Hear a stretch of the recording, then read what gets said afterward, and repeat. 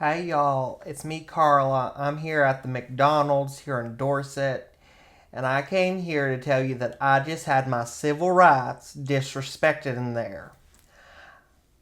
I went in because they got the McRib, and I'd say, hey, I'd like a large McRib meal with a Diet Dr. Pepper. And she said, girl behind the counter, she said, well, all right then, that will be about $6.50. And I said, well, ain't you forgetting something?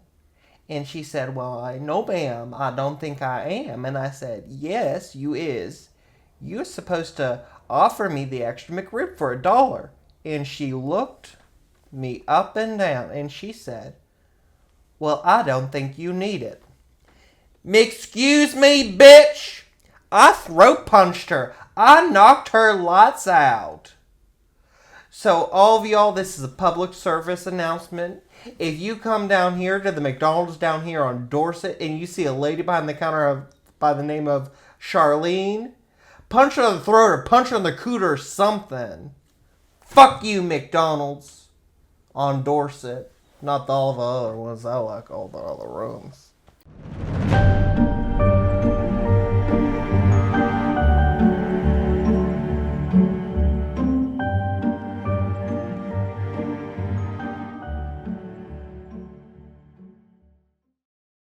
And welcome back to another episode of Crips and Corks. I'm your host, the Reverend Dr. Preacher Father DJ Powers, here with my co-host, Paul, as usual.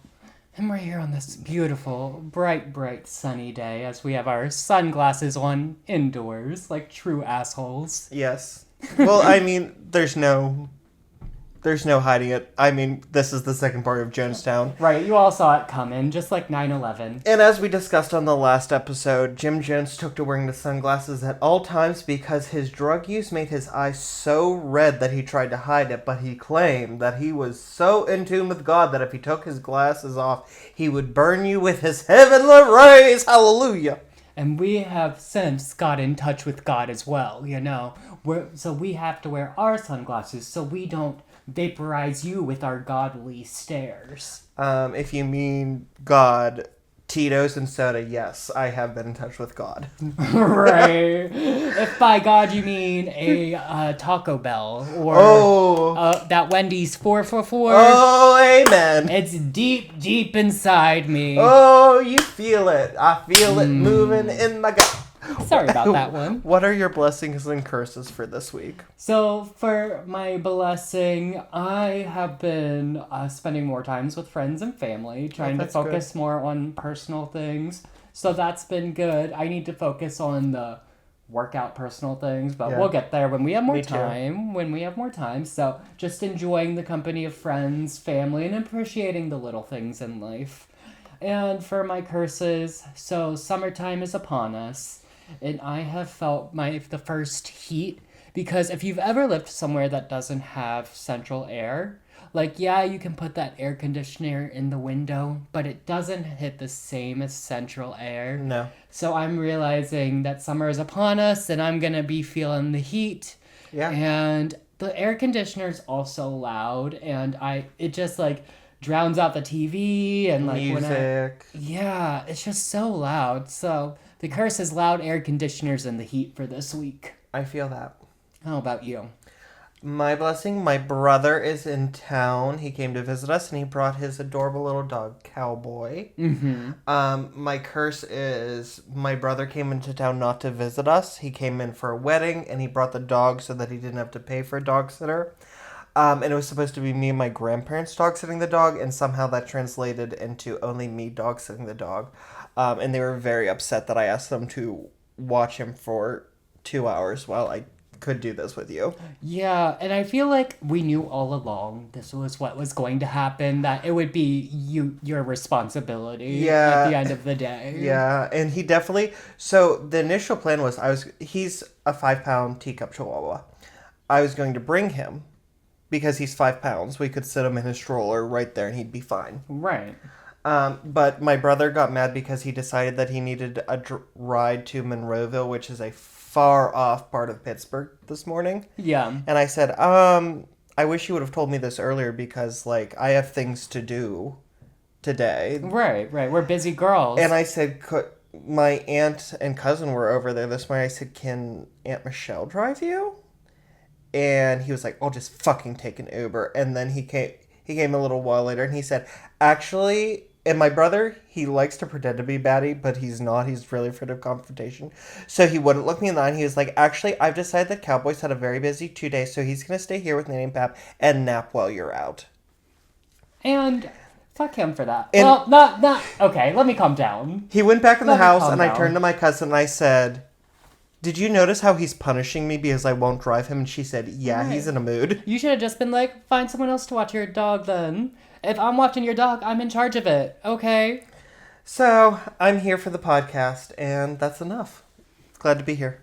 Also, not fuck you, Connor. I apologize for that. Connor doesn't listen to this, so you can say it. Well, then fuck you for not listening. I really didn't care. It was just like, okay, you're punishing me.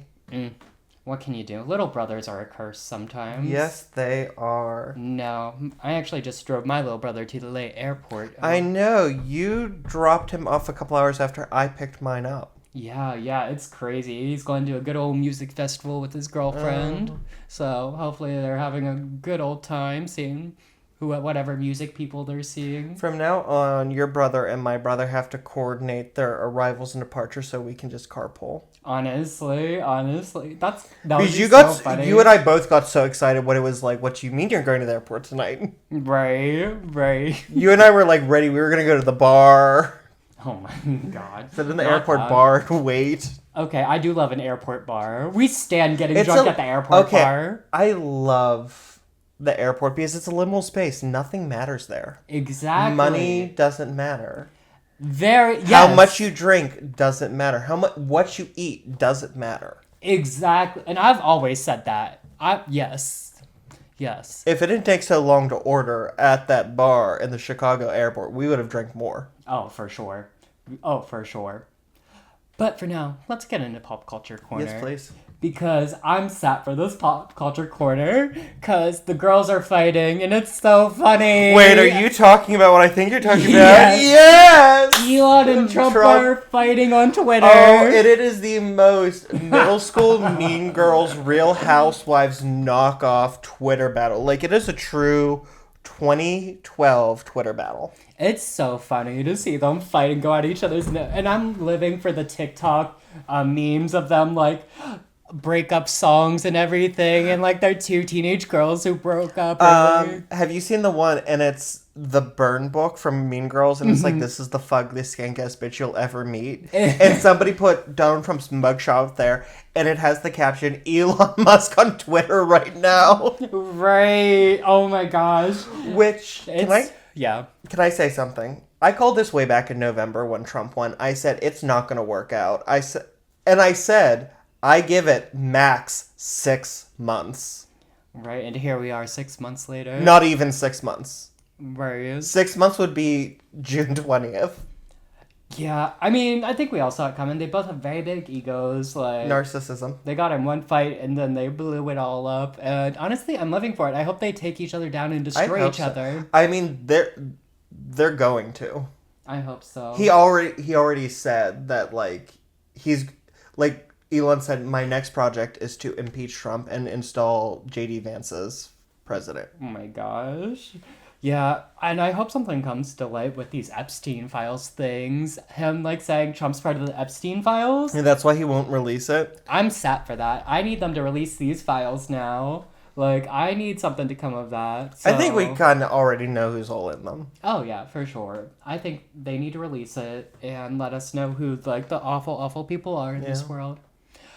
But that's all I had for Pop Culture Corner because, like, that's what everyone's talking about right now. No, we're not talking about anything else right now. The dolls are... the All-American Rejects guy that we talked about last episode. Yes. He started an OnlyFans, which sat for. I saw his, like, photo shoot where he's, like, shirtless and, like, eating ice cream. I live for it, but he started an OnlyFans. Yes. So I'm going to have to subscribe to that, see what he's got going on down there. But, DJ, what are we drinking today? Today we're drinking a cocktail. A cocktail? Ooh, we haven't done that in a while. I know. I call it a Jonestown, which is probably insensitive. It was forever ago. It's fine. It was 50 years ago. It was nearly 50 years ago. It is grape Kool-Aid with a healthy helping of vodka. Mm-hmm. It's basically jungle juice. This is what the frats were drinking. Pretty much. But yeah, that's all it is. And yes, it has to be grape to be a Jonestown. Period. And cheers. Cheers. Whoop.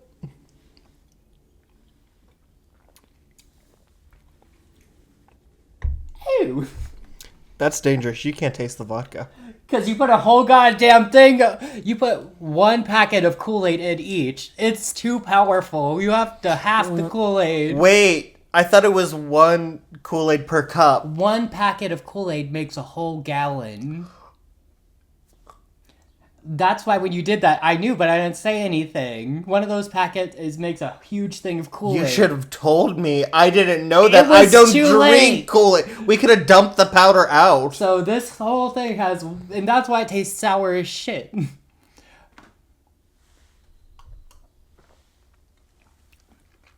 I'm gonna give it... If there wasn't a whole pack of Kool-Aid in it, I'd give it a 4.5. Wait, I have such deja vu in this moment. Of what? Of you yelling at me about putting too much Kool-Aid in.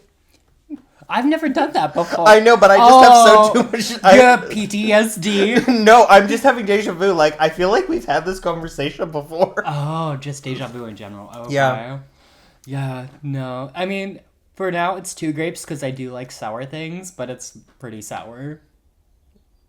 Do you want more vodka? I don't think that would be wise for me right now because we have to educate the children on a very serious topic. Yes, let Paul Corkies let me tell you a story. Before I begin this one, this episode is going to have discussion of physical abuse, psychological manipulation, drug abuse, and suicide. Watch at your own risk. Watch at your own risk. I'm not going to say... Like, when I get to suicide, I'll say, like, skip to the end. But this really does revolve around suicide. And this is going to be a much darker story. Yeah, it's a pretty dark story. It's dark. Yeah. It's dark. But we're continuing our road to Jonestown. Yes. Last week, we did discuss the evolution of Jim Jones from... impoverished small-town Indiana boy into being one of the nation's most well-known faith leaders and civil rights activists.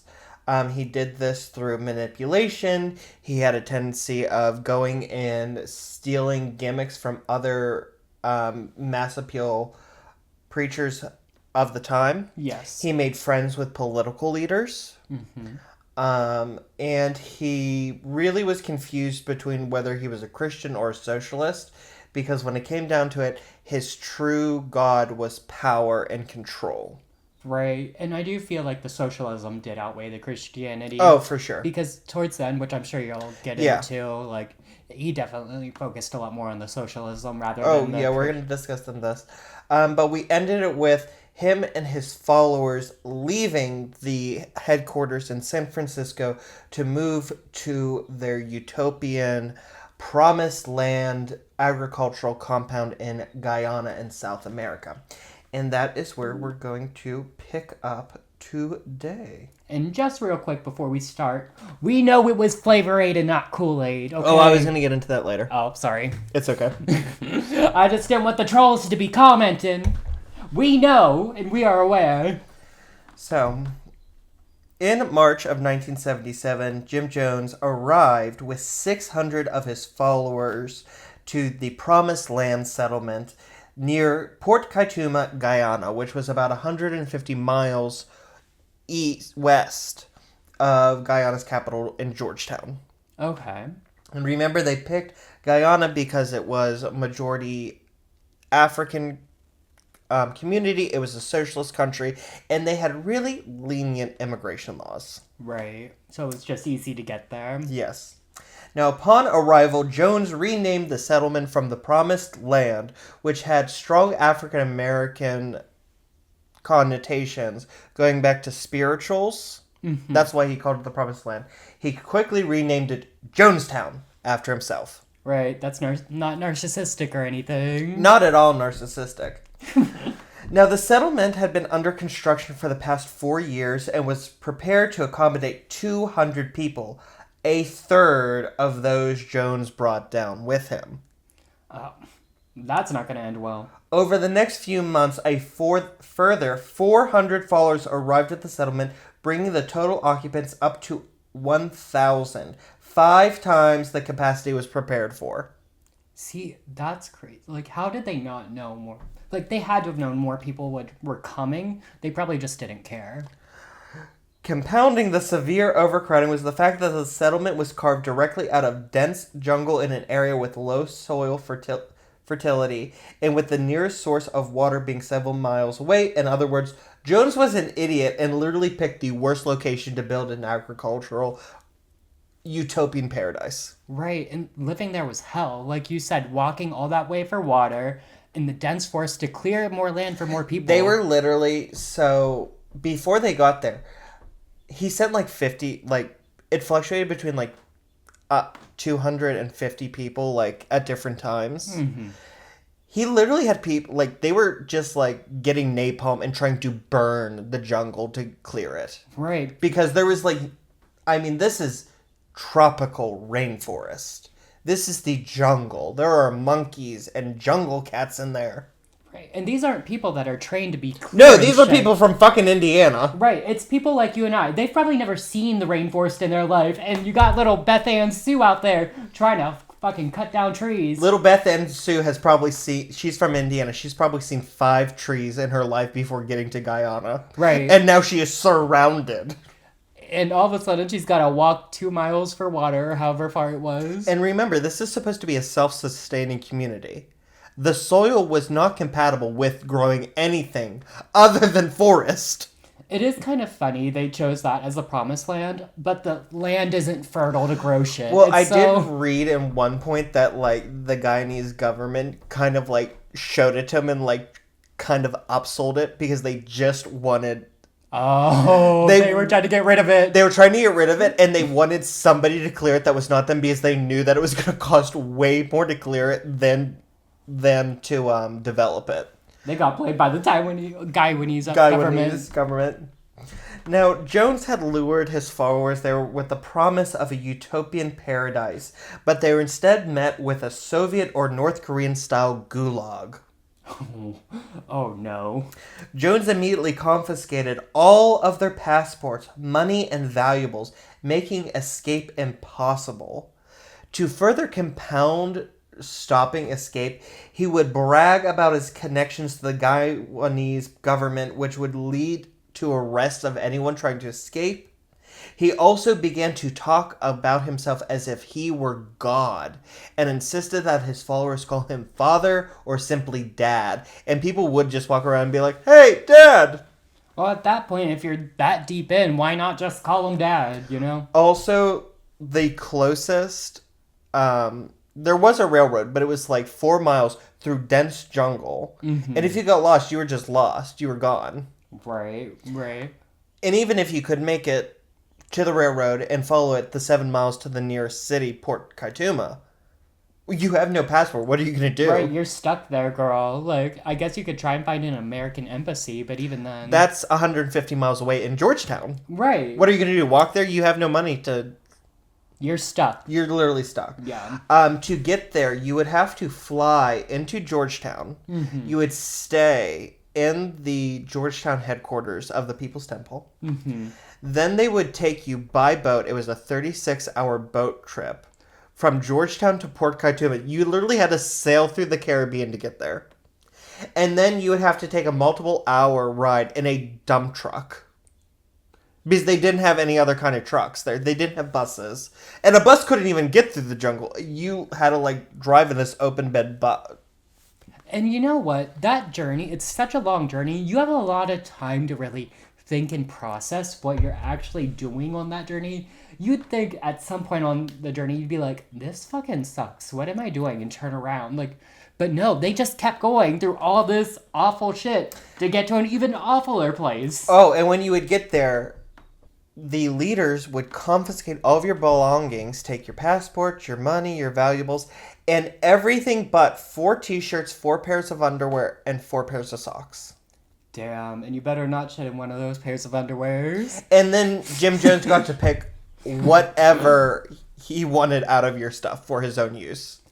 He's literally a dictator at this point. He truly is. Jones got there, and remember how I mentioned last episode, he was a micromanager. Yeah. So he got there and he had to micromanage everything. Mm-hmm. So before this, Jonestown was actually thriving before he got there with those 50 people.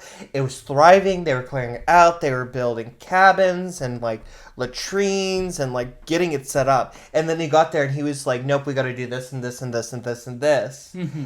And then he starts insisting that all able-bodied residents had to work 12 hours, 6 days a week.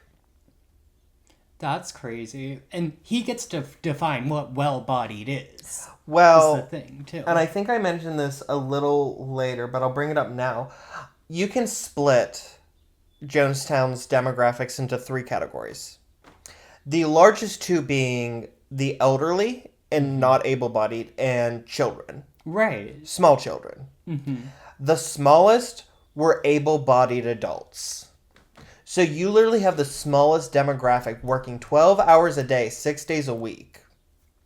And then the land could not yield crops, so most of the crops had to be imported. Mm-hmm. Which costs money, girl. Which costs money. Where's this and money even though coming from? Jones had $26 million at this point, most of the time all they could afford to eat were watery rice and beans, which meant... And they lived in communal huts with, like, latrines where it was just, like, you shat in a box over a hole. Right, right. Which meant diarrhea and other stomach ailments ran rampant through the compound. Oh, I can imagine being that close quarters, and then you're kind of malnourished, you have You're diarrhea, malnourished. and they're trying to make you work these hard days, and then it's just a hellhole. There's no clean water. Right. You're lucky if it rains enough to collect clean water. And then, like, the soil was also, if it did rain, the mud would, like, you'd sink into it. Like, it was that mud. You know, like, where you walk in and it's like, because it's just, you're sinking into it. Right. It was disgusting. Jones also hooked up a loudspeaker system throughout the entire compound. And he would spend the day sermonizing and reading news from Soviet and Cuban newspapers over the loudspeaker all day long. That's insane. That's literally what hell is like. I'm sorry, that would be hell. Wait, and then if he did not feel like talking on the loudspeaker, or if he wasn't able to, like he had to do something, there was no escape. He would play a tape of one of his previous sermons. Oh my gosh. I thought you were going to say he plays some weird song when he's not on there. So very rarely they would play music. Mm-hmm. Like Earth, Wind & Fire, Perry Como. Like Earth, Wind & Fire, very 70s band. Perry Como, 50s, 60s. Mm-hmm. He did a lot of Christmas music. I'm surprised it wasn't... You said Christmas? They didn't play Christmas music, but like to our listeners, like Perry Como, he did... Oh. You hear him a lot on the radio now in Christmas songs. I'm a little surprised it wasn't Christian music, though. Like, our God is an awesome God, he reigns. So... Bitch, what are you about to tell me? At the end of the day... 12 hours. You had to work 12 hours. 6:30 a.m. to 6:30 p.m. You had 1 hour for lunch. Mm-hmm. And that was the only meal you got during the day. Then you'd have to go to the pavilion where he would hold an hours-long church service. That's where the Christian music came in. See, this would be my own personal hell. I would very quickly... off my... No, so this I is can't joke like that, but... This is very North Korean style. Like, he is purposely trying to exhaust them and make it so that he is so constantly around them that there is no escape. Right. This is psychological warfare. Right. And, like, don't they have weapons, too, like, at this point? Yes. So Jim Jones imported a bunch of crates full of firearms, which were labeled Bibles. Right. And somebody would be like, hey, Dad, I want to, like, read the Bible. Can I grab one from the crate? Don't touch my Bibles. And it's just a bunch of weapons. It was just a bunch of guns and, like, Soviet machine guns. Right, and they had guards there. So it's not just the physical... Yes. Psychological. So in the middle of the compound, there was a watchtower, and there were guards. And we don't talk about this. I don't mention this a whole lot. But Jones did have his own private army, which he called the Red Brigade, which is the most dictator shit ever. Right. So that's another reason why people wouldn't try and get their passports, too, is there were guards with guns. And, they're malnourished. And you couldn't run into the woods because they'd shoot you. Exactly. I mean, this is prison. It very much is. I mean, no other place mentioned it as being a gulag, but everything just... It's a gulag. It very much is a gulag. Like, there were no fences, but, like, they didn't need fences. Gosh. I feel so bad for those people. Especially, like, the elderly and the children. Like, maybe I feel the worst for the kids, because the kids didn't choose this. Yes. Their crazy fucking parents chose this and are putting them through this hellhole. Now, you're probably wondering what Jones talked about in these hour-long sermons at night in the pavilion. Because the main building was an open-air pavilion with, like, a steel roof. Right. That was the main area. And then they had a bunch of huts, most of them with, like, palm leaf walls. Mm-hmm. Because when they got there, they couldn't...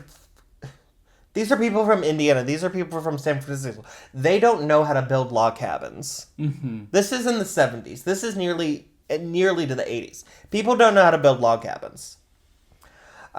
So his sermons were mostly about the socialist paradise that they were building together, and how America had fallen into the hands of the KKK, who were waging a race war in the country and rounding up African Americans to put into concentration camps. And it was always... The white menace in America, they're going to come for us because they're threatened by the paradise we're building. They're going to come for us. And you know what's interesting about cults? The more cults you learn about and stuff, the race war thing comes up again and again. I don't know why cults leaders focus so much on this race war, this coming race war, but... I'll have to research more, but I feel like this is kind of a flipped. Mm-hmm. Because you think of a lot of cults, the KKK, MAGA. It's very much non-white people are taking over. Right. This is the opposite. He's aiming, remember last time, aiming for these African American people. And the majority, 75% of Jonestown was African Americans. 45% of that were elderly African American women. He's playing to his demographic. He knows what the people want to hear, and he's playing to that. Yes, and he played them. Right. I like how you used playing to. He didn't play to them. He played them. Yeah, he tricked them. He was a master manipulator, and he tricked these people. Another highlight of his sermons was the fact that everyone was a homosexual. Everyone's a homosexual, except for Jim Jones. He was the only heterosexual in the world.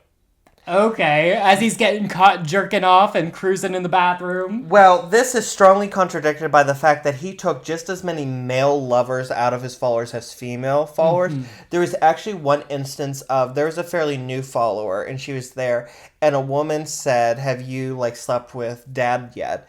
And it was no, and it's you have not experienced sex until you've been fucked by Dad. And then a man said, "Oh my God, it will change your world."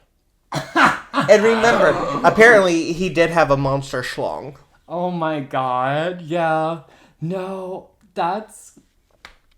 And there's one story, I can't remember who it was. But Jim Jones, it was one of the followers, and Jim Jones did sell it up to him and said, when you want, I will fuck you. You know what, at least he's... Yeah, he's definitely bisexual. He's definitely bisexual. Maybe pan, but we'll go with bisexual. Now, prior to Jones's arrival, settlers would often be treated to popular films being put on in the pavilion sent from the Guyanese capital in Georgetown. So, a movie would play there, and then when they were done, they would send the reel out to Jonestown, and they would play it on the projector for the settlers. Okay. Jones put a stop to this as soon as he got there. No more were you allowed to watch popular films. Instead, you had to either watch Soviet propaganda films or documentaries on how wonderful Soviet Russia was. Right, he's trying to isolate and brainwash these people. That's not surprising at all. The few American films Jones did allow were political thrillers that portrayed the government as corrupt, and there was somebody standing against them. And Jones would spend the entire movie commentating and analyzing it out loud over a microphone.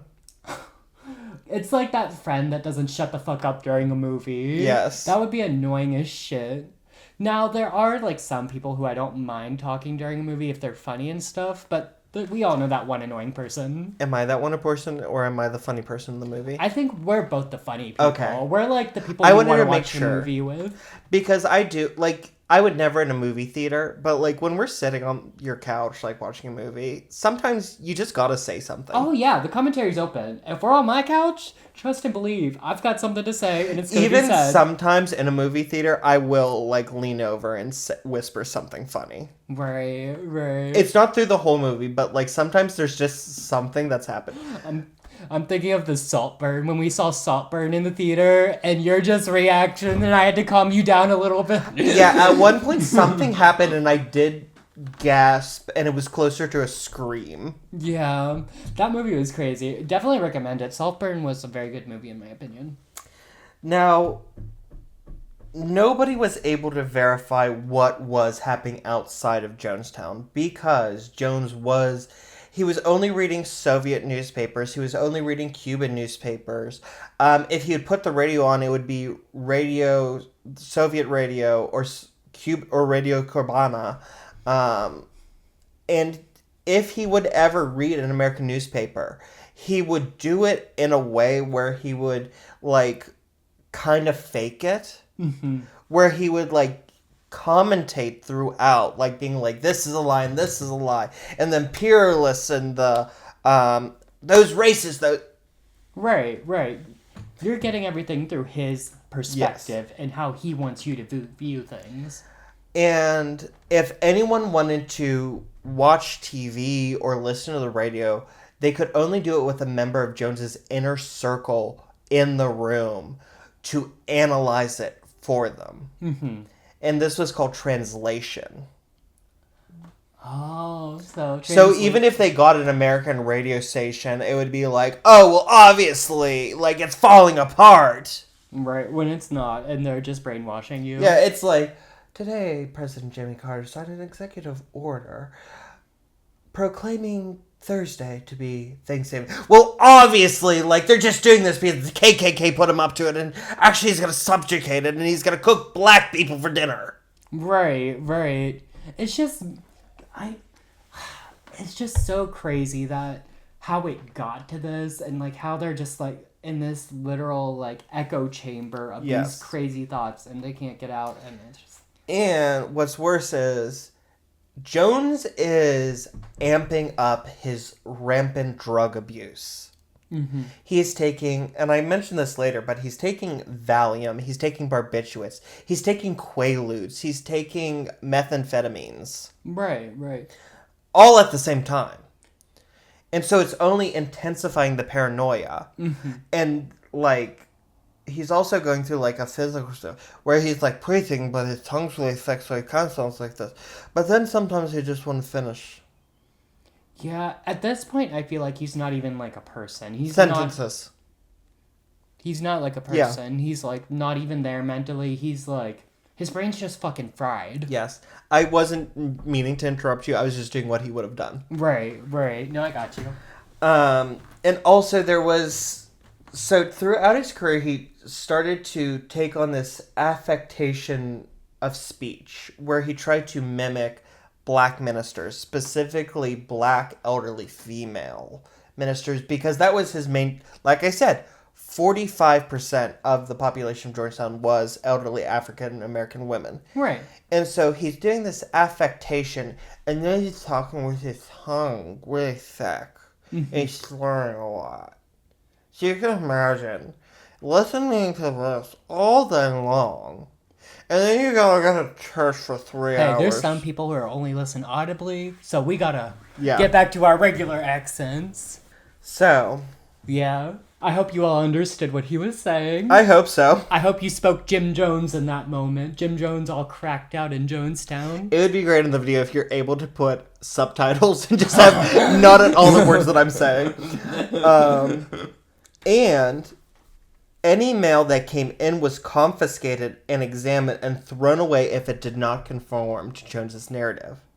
Meanwhile, all mail going out was heavily censored or forged if it did not portray Jonestown or Jones in the most glowing of lights. Right. Concerned families back home compared letters and actually found that 23 different women claimed in these forged letters to have married Jonestown's doctor, Dr. Larry Schacht, who is actually a former meth addict that Jones paid to go to medical school. See, that's crazy. Like, you picked a meth addict to be your doctor. Yeah. And, like, wasn't it a thing, like, the medical school he went to wasn't that legit? Yeah. So he's not even, like, a real doctor. I don't think I can't remember. I didn't write down. I don't think he got, like, a real medical degree. He got, like, a dentistry or something degree. Mm-hmm. Don't quote me on that, but, like, he wasn't, like, a legit doctor. I think you are right. I do think I remember, like, hearing that he had a dentistry degree, Yeah. and he's, like, supposed to be the full-body Yeah. doctor when he only knows about fucking teeth and probably barely knows about that. But it's fun because his main job in Jonestown was not taking care of other people, but it was to find the best poison to kill people. Foreshadowing. Which isn't that hard, really. No. I could fucking do that. These families formed a coalition called Concerned Relatives, with the goal of rescuing their loved ones and taking down Jim Jones once and for all. They were joined by Grace Stone, a former follower of Jones. Now, back in 1972, she gave birth to her son, John Victor Stone, also called John John. Within days, Grace's husband, Tim Stone, who is Jones's longtime lawyer and a former San Francisco assistant district attorney, like this guy's legit. Yeah, he's a very smart guy, it sounds like. Was forced to sign a document saying that, so it is known that Grace and Jones, like, had an affair. They had sex. I won't call it an affair because it might not have been consensual. It could have been rape. It could have been coercion. From what it sounds like, there was a lot of swinging going on, so it might have been consensual. It might have been. But Jones forced Tim to sign this document saying that John John was not Tim's, but actually Jones's son. Oh, okay. Grace was totally disillusioned by this because this wasn't simply a document establishing paternity. Jones took forcible custody of the son he claimed was his away from Grace. And so Grace left the church and she filed a lawsuit against Jones for custody of her son, which she claimed was not Jones's but her and her husband's. Right. So they need a paternity test. Yes. But this court case would begin the downfall of Jim Jones, the People's Temple, and Jonestown. Because now there's eyes on what's going down. Because Jones refused to relinquish John John and told his followers that John John was the child God and his successor to the ministry. And honestly, he could have claimed any one of his kids. Oh my god, he had 3 other sons. Right. One of whom was his biological with his wife. I wonder why he chose John John. Like, I don't know. I'm sure there's a reason why he chose that. But also, he's cracked out at this point. He's making dumb decisions. Like, God maybe it was knows. because she fought so hard that he had to, like, up the ante to keep him. And that ended up being, well, foreshadowing, as you said. Now, things really came to a head when Jones branded Tim, Grace's husband, who was still living in Jonestown because he had been sent there immediately after his wife defected so that he couldn't leave with her. Mm-hmm. He left because Jones claimed that he was a CIA spy. He just needed a distraction. Like, somebody said, can we have something other than rice? And he was like, Tim's a CIA spy. Right, he's just making up shit. Like, so Tim left and returned to the U.S. to join his wife in the custody battle. Jones went on a diatribe against Stone saying, I could kill him. I could kill his white ass. But I can't because what if he goes to court? Mm-hmm. Which makes no sense. Right, because if you're dead, you can't go to court. Like, but he also said, I don't care if he hurts me. I can take it. I am God. But he hurts you all. And I could kill him. But then he might go to court. Which is very dictator-ish. Right, and he didn't hurt them, like... But that's what Jones did. Nothing hurt him. It hurt his people. And that's how he turned people against people. That makes sense. So, he also retaliated by taking out a bunch of subscriptions in Tim's name to be delivered to Tim's house of gay porno magazines. I bet Jim Jones had some of those subscriptions already ready. He said... He was ready. He was like... It was included with a letter, please forward on to Jim Jones at Jonestown, Guyana. Right. He was already having these sent to his house, and he just had it, like... I think... Hardcore BDSM magazine. Right. Sean Cody or Daly. Now, this custody case did originate here in the United States, but it eventually did make its way down to a Guyanese court because Jones and John were living in Guyana, and Jones was summoned to appear before a Guyanese judge.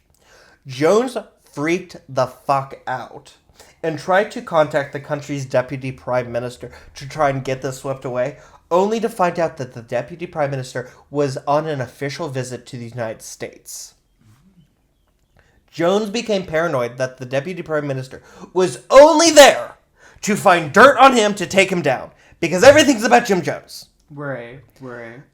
The deputy prime minister was just there to meet with President Carter and Vice President Mondale. And Vice President Mondale, during an Oval Office meeting, actually said to the deputy prime minister, "How is Jim doing? How's that little community he's building?" Because remember, they met. Mm-hmm. Feeling cornered, Jones turned to an old trick of his. Back in the United States, Jim Jones had faked multiple assassination attempts against himself. Only to boost his profile. Namely, there was one where he was walking through a parking lot, claimed to have been shot, like somebody shot a blank, and he popped a blood pack. He was rushed inside the church, and everyone was told that he died. And then he came out, and he said that he healed himself and rose from the dead. And then he put the bloody shirt up as a relic in his church that people paid homage to.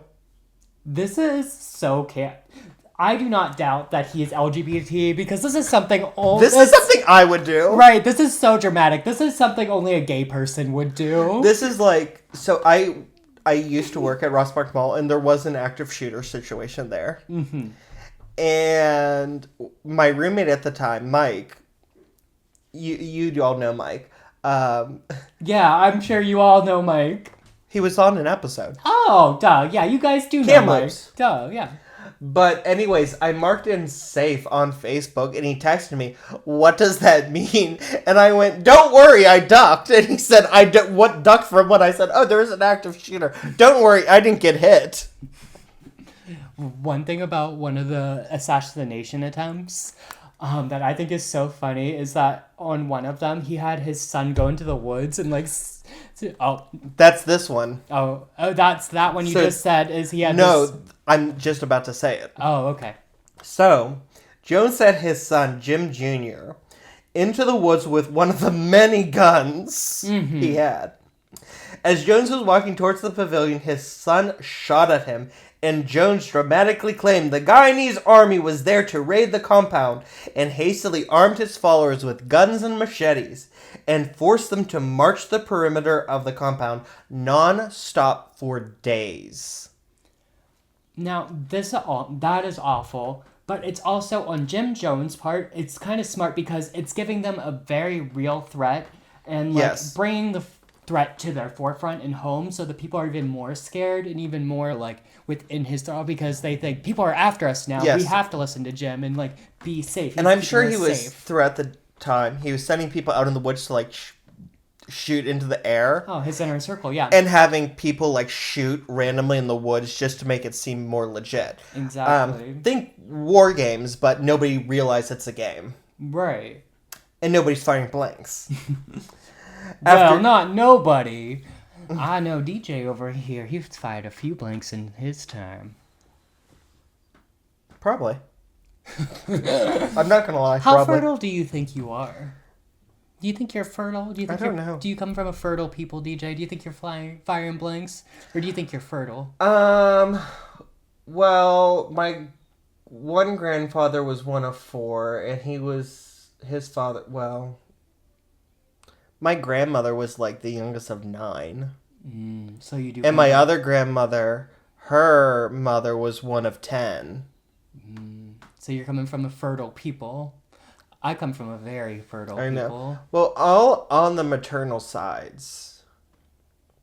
And I am a direct descendant of Queen Victoria, who had 9 kids, so. A very fertile. But I don't know. Inbred people. Yes, inbred. But I don't know if Queen Victoria was especially fertile, because it was just known that she really just loved having sex with her husband. And I hope that for everyone. I hope you find that person that you really just enjoy, and you get to have many, many good times with Rip that Queen person. Victoria. You would have loved birth control. Period. And I've always said that. Anyways, after days of keeping everyone awake and on high alert, Jones declared that they were going to march 7 miles to Port Kaituma and sail to Cuba for safety. And he told his followers the army and the CIA were in the woods waiting to kill them. So there are people running through these woods at full speed, honestly thinking somebody's going to kill them.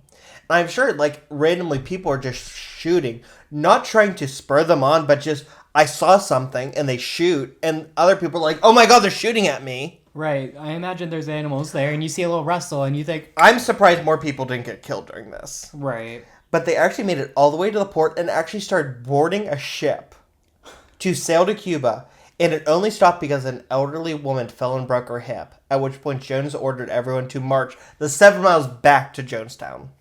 See, that's crazy. Like, if they were under that much of a threat and she broke her hip, they would have just put her on the boat if it was that serious. Or throw her in the harbor. And I'm pretty sure the Cuban government wasn't fucking with Jim Jones. I don't think they were.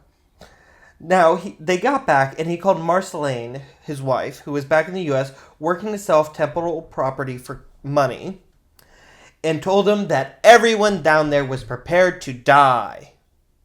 Marceline jumped into action and tracked down the Guyanese deputy prime minister, who was coincidentally in Indiana at that moment.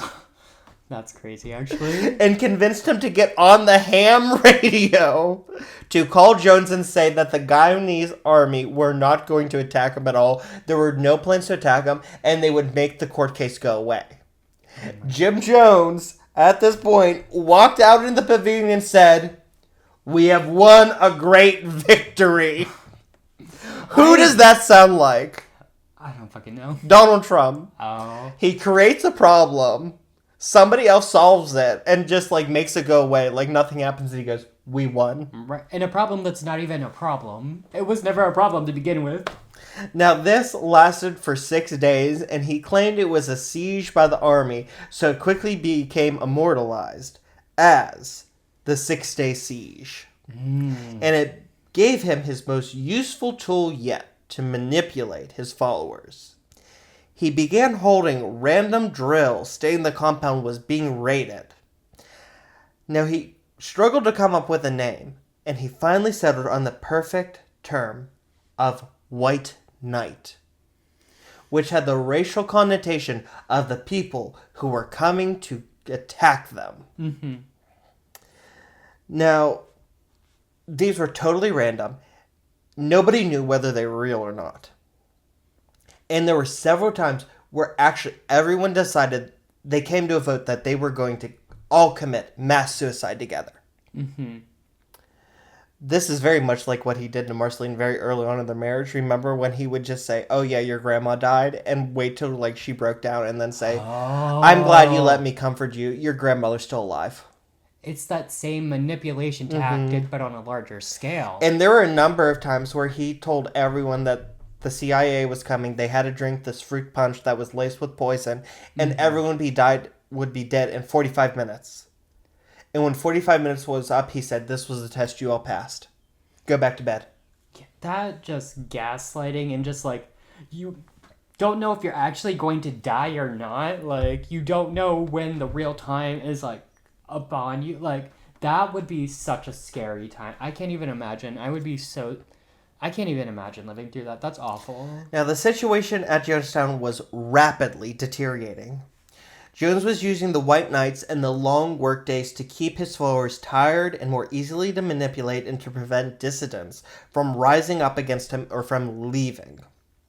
Meanwhile, okay, so I already mentioned about the elderly and the small children being the largest demographics. So you have the smallest demographic doing most of the work. Yeah.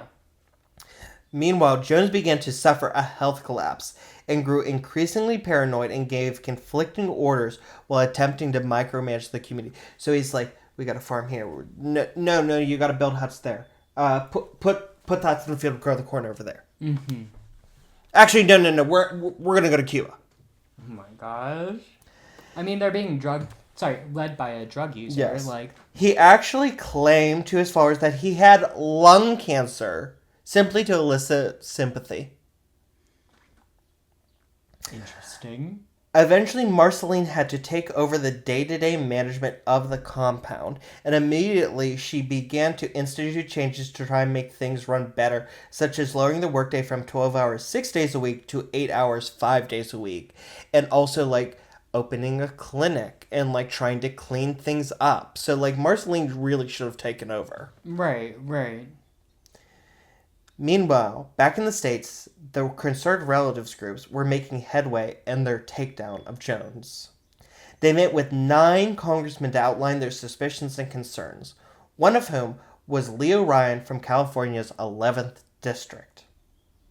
Now, Ryan was probably the perfect person to talk about because he was deeply concerned and he was well known to go into in-depth investigations into issues. While still a California assemblyman, in 1965, during the Watts riots in Los Angeles, he took a job as a substitute teacher to document racial discrimination in schools. In 1970, while chairman of the Congressional Committee on Prison Reform, he took an assumed name and entered the Folsom County Jail as an inmate to document conditions. And, despite Jones's probable desire to paint him as a CIA stooge, Ryan was actually the co-author of the Hughes-Ryan Act, which required congressional oversight over CIA operations. So he was not a CIA stooge. He was, calling for, more transparency. Okay. Ryan was very intrigued and alarmed by the concerned relatives' claims of human rights abuses and the ongoing custody battle of John Stone. Ryan was determined to visit Jonestown for himself and see what exactly was going on. Despite the ongoing publicity, but he was thwarted because despite ongoing bad publicity against People's Temple, Jones still maintained high-ranking support from politicians. San Francisco Mayor Moscone actually, after that article that was released that made him flee, George Moscone, the San Francisco mayor that he helped get elected, released a press statement praising Jones and saying that he thought the article was just slander. Harvey Milk attended a rally in support of Jones. And like I mentioned before, VP Mondale maintained a vested interest in how Jones was doing.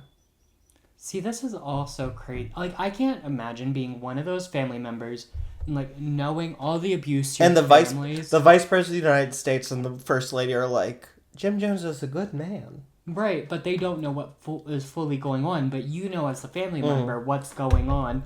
And it had to have been so scary and so frustrating for them. Right. And the U.S. State Department, Jimmy Carter's State Department, kept refusing Ryan's request to leave the country. Give him a diplomatic visa to go to Guyana. Mm-hmm. Finally, in November 1978, about, little over a year after, Jones got there, Ryan got governmental support to lead an investigative trip to Jonestown. He had invited all of his fellow Bay Area congresspeople who declined. He also invited his friend, Indiana Congressman, and future Vice President Dan Quayle, who was unable to go but said he wanted to. Foreshadowing. It's probably good he didn't fucking go. He instead took the relatives of 17 Jonestown residents, newspaper reporters, and an NBC news crew with the hope of meeting Jim Jones in Georgetown or at the compound gates. He was like, we're not getting in. We're not getting in. I just want to meet with him. That's my ultimate goal. Right. But like I'm setting the bar low. He's like, this is all we're gonna get. This news hit Jonestown like a fucking bomb. Jim Jones had been sick in bed for weeks, and when he heard that a congressman was coming, he leapt out of bed and ordered all hands on deck to prepare the compound to be pristine by the time the congressman got there. On November 17th, the Ryan delegation arrived at the gates of Jonestown, and to their shock, Jim Jones welcomed them inside. I mean, he probably thought, if I let this guy in, let this congressman in, show him, hey, we're all good, smiley faces, it would keep the good press going. Like, I feel like he knew what he was doing in that sense. Now, one reporter who had met Jones before and had been covering for him over a year was shocked by his decline from powerful preacher and advocate to a glassy-eyed, paranoid drug addict. Like, he looked at him and he said, this is just a drug addict. Right. I mean, he was. There's no lie. But the fact that he could just look at him and say, like... Oh, yeah. I see what you're saying. Okay, yeah. Jones treated the group to a tour of the compound, followed by a musical reception and dinner in the pavilion featuring pork, chicken, and local vegetables, which bore no resemblance to their daily meals of beans and rice. Jones had run multiple rehearsals with his followers to make sure that they convinced Ryan that all were happy and to just leave them alone. Despite these many rehearsals, two residents, Vernon Gosney and Monica Bagby, slipped a note to Don Harris, an NBC reporter, thinking he was Congressman Ryan, and the note stated they wanted to leave. Right. That would be me mistaking the news reporter for the congressman. Which, do you know who your congressperson is, Paul? No, that's why I'm saying that would be me. Exactly. Like, and if I said a congressperson's coming, you'd probably hand it to him. But meanwhile, both of our congressperson is actually a woman. And you would never think... that's just what we were raised in. That's our own instilled misogyny, subconscious, and it's not right. No, it's not right. And whoever my congresswoman is at this point, if you're not a Republican, It's a Democrat. Her name is Summer Lee. She's pretty good. Period. Now, immediately, a child saw this transaction and immediately began screaming, "They're passing notes! They're passing notes!" Goddamn kids. Jones stood up and on the microphone denounced the two as traitors who were purposely trying to destroy him and the temple. Ryan's still there. Yeah, the congressman is still there at that point. And he realized something was very, very wrong in Jonestown. That's such a hard left. That would be so scary. Up to this point, everything's hunky-dory. He was having a great time. He was like, everyone's happy. It's a little dirty, but time and money. Right. We'll clean it up. Everyone's happy. Everyone's thrilled. The food's delicious. They're thriving here. And then this happens. And just that hard left, and all of a sudden, they're traitors! If the kid and Jones hadn't done this, but here's the thing, kids were trained to turn on people and to, be his spies. And that's why I hate kids. I hate kids. Now, Ryan and 3 other of his party were allowed to stay the night. It was Ryan and 3 of his staffers were allowed to stay the night, while the news crew were forced to drive back to Port Kaituma. The following morning, the tension in Jonestown was so thick that 11 residents just walked off into the woods in the opposite direction of Port Kaituma rather than face what was coming, and they eventually made it to a community named Matthews Ridge. That's crazy. They probably didn't even know Matthews Ridge was, there. No, and it was probably, Port Kaituma was the closest at 7 miles, so this is probably 10, 20 miles away. But could you imagine just walking into a South American forest and just being like, I don't care if a jungle cat gets me. I don't want to hang around here. What's going on at Jonestown at this point? It's not good. So maybe the jungle cat is probably the easy out, Gotcha, jungle cat! Fierce. The rest of Ryan's party arrived in the morning, and Marceline gave them a tour while Ryan attempted to persuade Jones to allow those who wished to leave to go with him. Finally, Jones called a meeting of all Jonestown residents and said anyone who wished to go with Ryan would be allowed. And out of nearly 1,000, only 15 said they wanted to leave.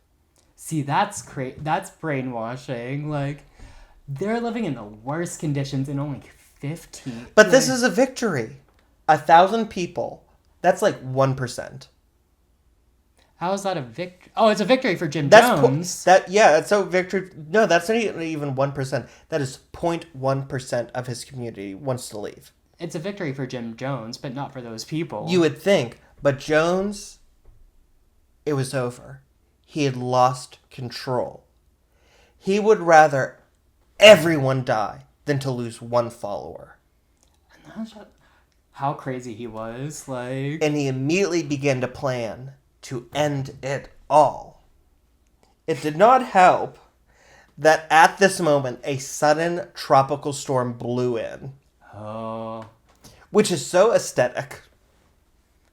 Why? Because, like, all these people decide to leave. And like...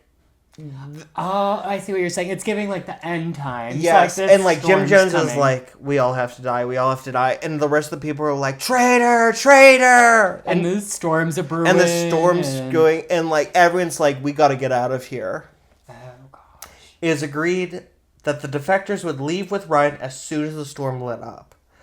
And among them would be, at the very last minute, would be Larry Layton, who was actually a plant sent by Jim Jones himself. And actually the other defectors were like, we don't want him to come with. Mm-hmm. We don't trust him. Right. Like, no, he's too close to Jones. We don't trust him. Right. We don't think he's for real. And he wasn't. He was a plant. Now, a hitch presented himself because Jones was sending Larry Layton to take out the congressman. Mm-hmm. But at the last minute, Ryan said that he was going to stay in Jonestown and help whoever else said they wanted to go. Specifically, there was a family dispute where a father and his two children wanted to leave, and his wife was on the loudspeaker calling him a traitor. And as Congressman Ryan is trying to arbitrate this dispute, another resident named Don Sly came up and attempted to attack Ryan with a knife and actually slashed his hand and covered Ryan with blood. That's crazy. Now, this forced, like, Ryan and, like, his two staffers were like, we need to leave now. Well, yeah, shit's going down. It's not going well. And as soon as they left, Marceline got on the loudspeaker and told the residents all was fine, the danger had passed, and to return to their huts. See, that doesn't sit right with me, because I don't think all is fine. It should have been. Wait, why? Because 15 out of, like, 900 some... Okay, 15 out of 930 were living there. Yes. Left peacefully for the most part. Mm-hmm. Marceline should have said, okay, everything's fine, go away. And Congressman Roy looked at Jim Jones, and as they walked out said, Mr. Jones, it was a pleasure. I'm going to give a good report when I go back. Period. But that wasn't enough for a paranoid drug user. No. They got to the airstrip, and, like, it was secluded. Like, this was just a single strip of airstrip in the middle of the jungle in Port Kaituma. And there were two small planes to take the party back to Georgetown. Now, initially, Ryan and his party had flown in on a 19-seater Twin Otter plane, but because they were bringing the defectors, the embassy had to arrange for an additional 6-person Cessna to take Ryan and his staffers and the rest of the news crew. Okay. So the defectors are on one plane, and the news crew and the congressman are on another. Yes. Now, the Twin Otter was taking off first with the defectors, and as Ryan was so it's taking off. Yeah. As it's taking off, Ryan is boarding the Cessna when Jones's Red Brigade burst from the jungle and began firing at the group. Mm-hmm. As they fired on the Cessna and Ryan, Larry Layton, who was in the Twin Otter, took out a gun and began shooting people as the plane was taking off. This is like a scene from an action movie. Like, it's such a crazy, like... On the airstrip, Ryan was shot 20 times before a member of the Red Brigade walked up and gave the coup de grace and shot him in the face. And the congressman was gone. He was the second sitting member of Congress to be assassinated while in office. Only the second? That's crazy. And he wasn't even assassinated in America. Right. And even just like the congressperson being assassinated, that's just news itself. Like, right? Beside what's about to happen, like, that's huge. And do you know what's really sad? Mm-hmm. What comes next, you never hear about Congressman Leo Ryan. You just hear, don't drink the Kool-Aid. Exactly. Which is a shame, because, like, what he was honestly trying to help people. Like, Leo Ryan was honestly a nice guy. Right. It's just so crazy. And going back to, like, that fight on the airstrip, that literally is a scene of an action movie. And here's the thing. The entire attack on the airstrip, 5 minutes. That's so crazy. It's like Quentin Tarantino's wet dream. Ryan would die of his injuries along with 4 others, including an NBC cameraman and a defector.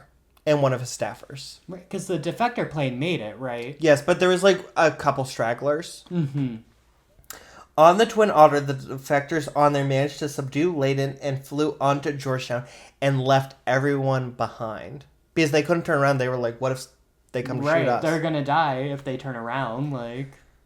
Back at Jonestown, Jim Jones was resolved to end the People's Temple with a revolutionary suicide, which he claimed would change the world.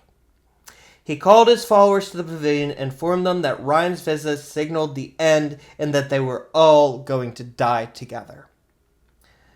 Temple member Christine Miller stood up and fought Jones openly on the decision for mass suicide, asking if they could flee to Cuba or the Soviet Union, but Jones remained resolute, and vapes of grape-flavored Flavor Aid, not Kool-Aid. That's a tongue twister. Vats of grape-flavored Flavor Aid. Yes. That is a tongue twister. Laced with cyanide were brought out. Made by the dentist, doctor. Made by the dentist. All fight just went out of everyone when the Red Brigade came back and said, we killed the congressman. Because how is the American government not going to send the army in now? Right, they know it's all over. Jones ordered the children to be given the potion first. Which is so crazy. Like, forcing the children to drink the poison first in front of their parents. He encouraged the parents to bring their children up, and if the parents refused, the children were pried off of them and forcibly injected with the potion. Yeah. The concoction. It's such a gruesome, like... Meanwhile, Jim Jones is on the microphone saying, do you really want to watch your children die? Do you really want that? Our children are elderly. Do you want to see them get raped and killed by the Satan of America? And remember, he's cracked out at this point. Like, he's probably on some sort of drug binge, so it's probably, like, slurring and sounding extra insane. He promised them there would be no pain when actually cyanide poisoning is extremely painful and concludes in convulsions as your body shuts down. He said, I quote, I tell you, I don't care how many screams you hear. I don't care how many anguished cries. Death is 1,000,000 times preferable to 10 more days of this life. If you knew what was ahead of you, you'd be glad to be stepping over tonight. And I think this is probably one of the most haunting parts for me is, like, these parents giving their children the poison and watching their own kids die. Like, how brainwashed these people really were to do something as awful and insane as that. Like, it's crazy. Now, you're probably wondering, how do we know exactly what was said? All of this was recorded on a 45-minute long recording that has since been called the death tape, which records the final moments of many of these people. It was concluded with Jones saying, we didn't commit suicide. We committed an act of revolutionary suicide, protesting the conditions of an inhumane world. I like how you're using his accent, like his cracked out accent. Yes. I could do the tongue thing again. Oh my god. Jones would later be found lying next to his chair in the pavilion with a bullet wound in his temple and 2 pillows beneath his head, probably placed there by Annie Moore, who was the only other person with a gunshot wound who had wandered the camp for hours cleaning up before killing herself. At the time, Jones's 3 sons, Stephen, Jim Jr., and Tim were in Georgetown for a basketball tournament, and when the call came through the radio, Stephen immediately called the headquarters back in San Francisco to minimize the suicide of followers in the United States, and then went to alert police and embassy officials of the suicides about to take place in an effort to stop them. Mm-hmm. However, I'm sorry, this is going to make me cry. At the Georgetown headquarters, he was unable to stop one woman who locked herself and her 3 children in a bathroom and slit each of their throats before cutting her own before they could stop her. Yeah, these people are so fucking brainwashed. It's so insane. Girl, that vodka's getting you. I just can't imagine. I can't imagine anyone, like you or anyone in my family, like, looking them in the face as I cut their throat. Like, how brainwashed they had to be. Well, Jim Jones convinced them that... I know, like, this was the end of the world. But, I mean, I can't imagine, like... I mean, he has mothers killing their children. It's insane. The mass suicide at Jonestown was the largest civilian loss of American life until the September 11th attacks. Really? That's crazy. It dominated the news cycle for weeks and really led to the start of cult awareness in the United States. In an odd turn of events, providing a strange footnote to history, it actually triggered former Republican San Francisco Assemblyman Dan White to assassinate George Moscone and Harvey Milk, 2 supporters of Jim Jones, when the Jonestown massacre knocked his plight to try and regain a seat off the newspapers. And now, we can talk about comments, but there's one thing that I want to leave you all with. Okay. In the end, Jim Jones ended his life, dragging his followers down with him in the hopes of fulfilling his dream of being remembered as a great man known for his revolutionary work. Instead, his entire life and career can be boiled down to one phrase that is also a joke and a warning. Don't drink the Kool-Aid. Right. And just like the don't drink the Kool-Aid thing. That's what it comes down to. He did all of this. He killed 918 people between the people on the airstrip and his followers. It makes you think, like, should it be a joke or should it be something taken more seriously? But at the same time... I think we have to make it a joke because to take it more seriously would to give Jim Jones what he wants. Right, but, like, at the same time, do we have to take it more seriously so this doesn't happen? I think we must take cults seriously. Yes. But we cannot give... Like, Jim Jones is past. But there's still cults out there. We have to take current and future cults seriously. But Jim Jones, that threat has been passed. And we have to learn from him while making fun of him himself. Right, yeah. And take it as, like, a stark warning. Like, anyone can be caught up in a cult. Anyone can be brainwashed. And, like, just, like, you have to start from the beginning of Jim Jones' story and see how it starts off slowly at first and how you get, like, slowly turn up the heat to where it gets to the suicide point. I also, so for a long time, Jones and, like, the People's Temple had a mascot, and it was a pet chimpanzee called Mr. Muggs. And I do have to bring up, like, the animal cruelty side because Mr. Muggs was the first casualty of Jonestown because immediately before they brought the vats of Flavor Aid out, they tested on Mr. Muggs. It's awful. There's no way around it. Well, and also, I will say there also is so much to this story, too, that we didn't even talk about. No. Because there are people who were there that day that did make it out. Like, yes. If I remember, one person played dead, and they didn't, like... And somebody, like, when they heard it, they climbed under their bed and hid. There was one man who was hard of hearing. He never heard the call. Mm-hmm. There's also, like, while they were committing suicide, they had the armed gunmen there while these threatening to shoot you. Right. There is some thought that maybe the group's lunch had been laced with sedatives. Mm-hmm. Because everyone was so docile doing it. And there are cases at the headquarters in Georgetown, There were 2 people who just walked out and they said, we don't want to commit suicide. And the 2 guards there said, have a nice life, fuck you. Right, they just let them go, which is crazy to me. Like, because none of it makes any sense. Like, it's such just an insane story. And, like, I know we're comedy podcasts, but, like, stories like this, there's, like, not much to joke about, you know? Because it's more of a...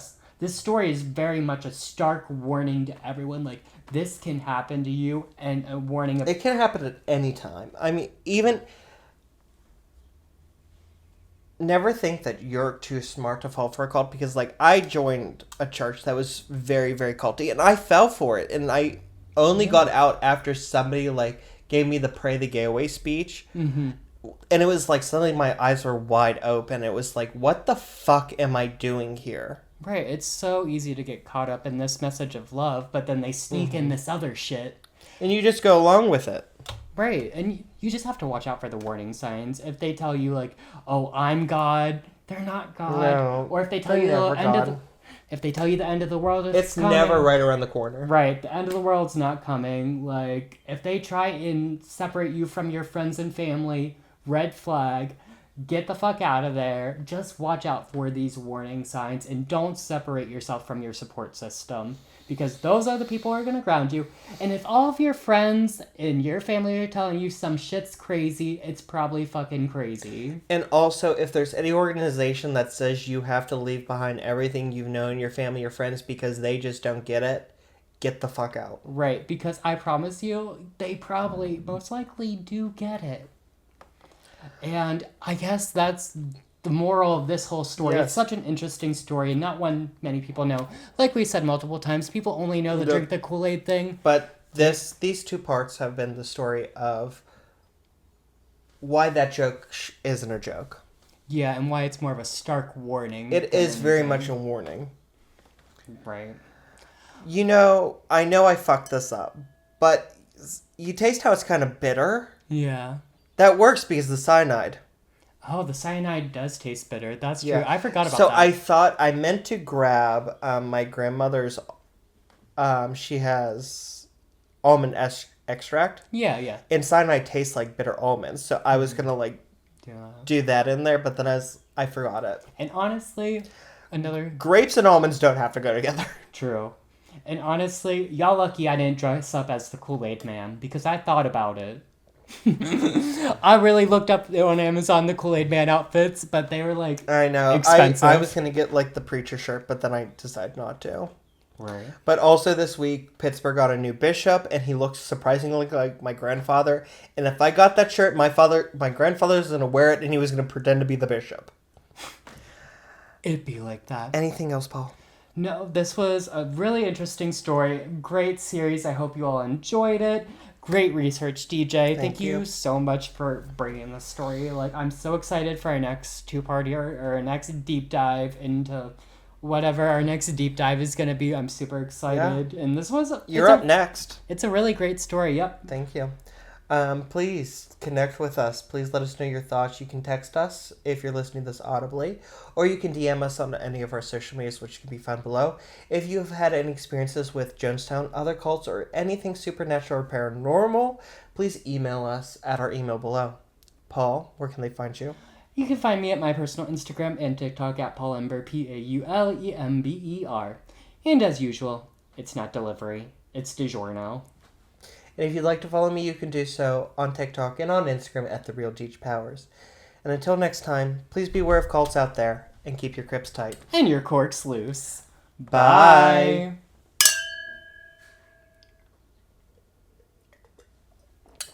Fuck you, McDonald's. On Dorset. I like all the other ones.